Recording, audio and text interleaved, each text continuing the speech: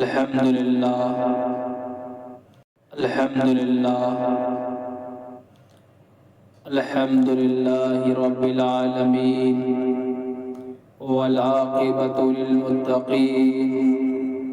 والصلاة والسلام على سید الانبیاء والمرسلین اما بعد فأعوذ بالله من الشيطان الرجيم بسم الله الرحمن الرحيم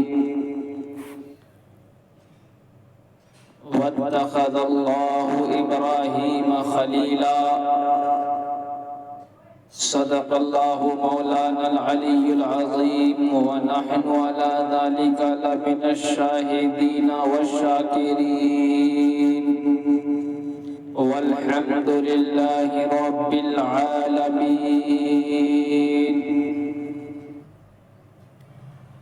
آئیے ہم اور آپ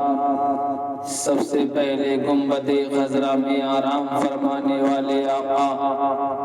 دونوں عالم کے مالک و مختار جناب محمد رسول اللہ صلی اللہ علیہ وسلم کی بارگاہ میں جھوم جھوم کر درود پاک پڑھیں۔ اللہم صلی علی سیدنا و مولانا محمد وبارک وسلم، صلو علیہ صلاۃ و سلاما علیک یا رسول اللہ صلی اللہ تعالی علیہ وسلم۔ حضرات، میں نے آپ کے سامنے قرآن پاک کی ایک آیت کریمہ کی تلاوت کی، رب فرماتا ہے واتخذ اللہ ابراہیم خلیلا، اور اللہ نے ابراہیم کو اپنا گہرا دوست، اپنا خلیل فرمایا۔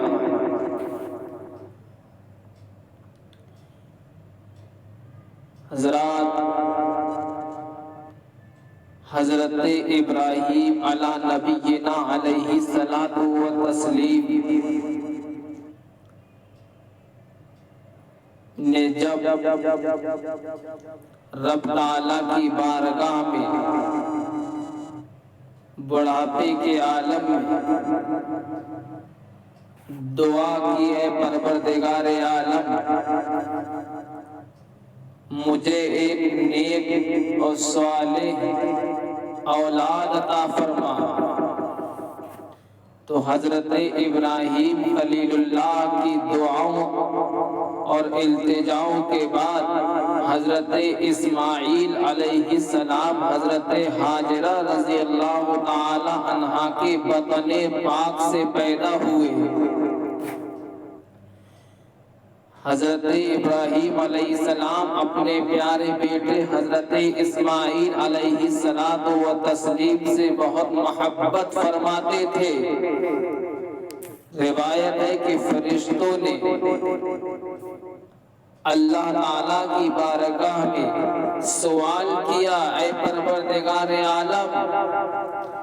تو نے حضرت ابراہیم علیہ السلام کو اپنا خلیل فرمایا ہے، لیکن حضرت ابراہیم علیہ السلام کا حال تو یہ ہے کہ اب ان کے دل میں ان کے فرزند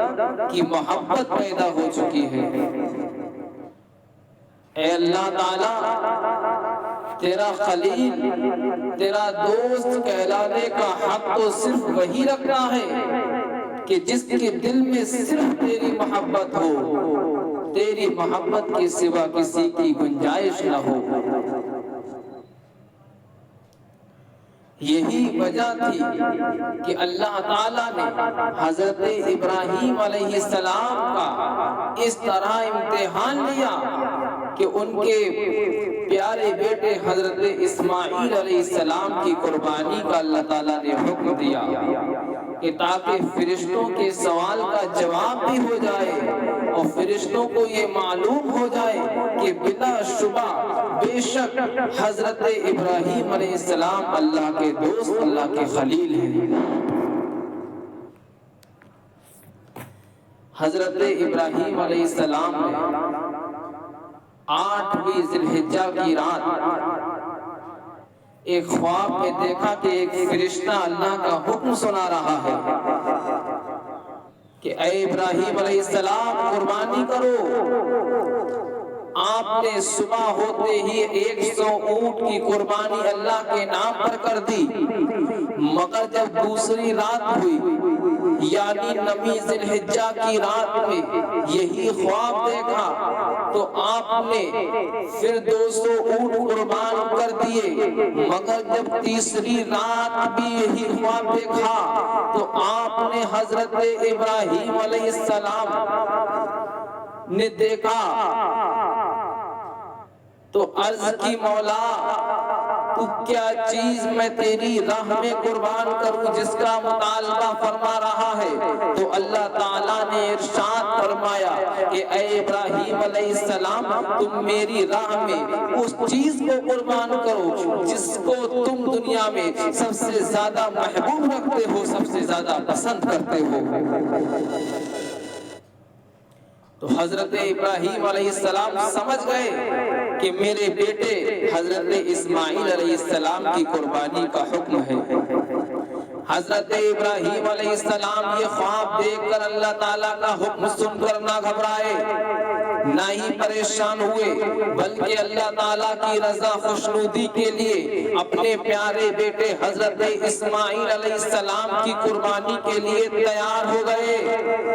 اس وقت حضرت اسماعیل علیہ السلام کی عمر شریف 7 برس یا 13 برس کی تھی۔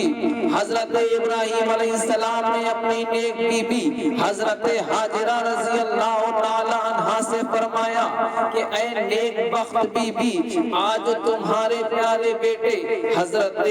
اسماعیل کی ایک بہت بڑے بادشاہ کے دربار میں دعوت ہے۔ یہ سن کر حضرت حاجرہ رضی اللہ تعالی عنہا نے بڑی خوشی اور مسرت کے ساتھ حضرت اسماعیل علیہ السلام کو تیار کیا۔ تیار کرنے کے بعد ادھر حضرت ابراہیم علیہ السلام نے اپنی آستین میں رسی اور چھری کو چھپا کر ذی الحجہ کی 10ویں تاریخ کو مکہ مکرمہ سے مینا کے میدان کی طرف روانہ ہو گئے۔ ادھر شیطان مردود ابلیس لعین بڑا پریشان تھا کہ کسی طرح حضرت ابراہیم علیہ السلام کو قربانی سے اور حضرت اسماعیل علیہ السلام کو قربان ہونے سے روک دیا جائے، اس لیے کہ قربانی کا بہت بڑا انعام ہے اور اس انعام و اکرام کو نہ ملنے دیا جائے۔ سب سے پہلے شیطان ایک بھولے کی شکل بنا کر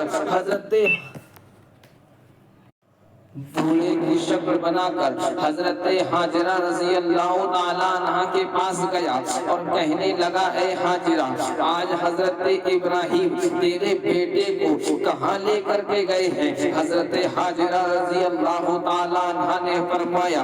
اپنے دوست سے ملاقات اور مہمانی کے لیے گئے ہیں۔ شیطان بولا مہمانی وغیرہ کچھ نہیں، وہ اسماعیل علیہ السلام کو ذبح کرنے کے لیے لے کر کے گئے ہیں۔ ادھر حضرت حاجرہ رضی اللہ تعالیٰ عنہ نے فرمایا کیا کوئی مہربان باپ اپنے پیارے بیٹے کو ذبح کرتا ہے؟ تو شیطان نے کہا اللہ کا حکم ہے اسماعیل علیہ السلام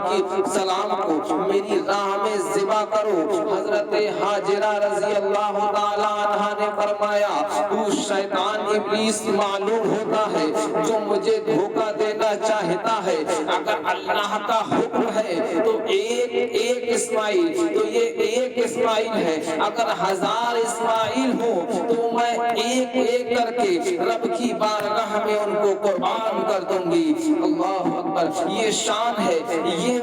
برکت ہے، یہ شان ہے حضرت حاجرہ رضی اللہ تعالی عنہ کی۔ شاعر نے بڑے پیارے انداز میں لکھا جان دی ہوئی اسی کی تھی، جان دی ہوئی اسی کی تھی۔